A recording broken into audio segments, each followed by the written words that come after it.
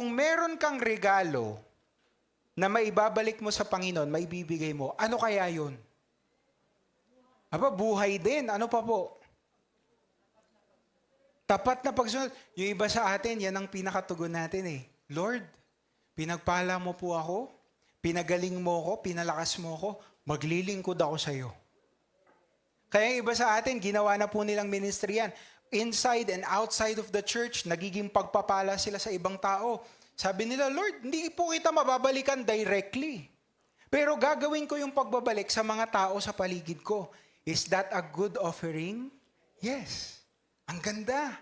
Yung iba naman sabi nila, Lord, dahil ikaw ay naging mabuti sa akin, pag-iigihin ko po yung buhay ko. Mag-aaral ako ng salita ko. Ako po'y mananalangin araw-araw, mapapalapit ako sa iyo. Yun ang kanilang regalo sa Panginoon, yung kanilang pagiging katulad ni Kristo.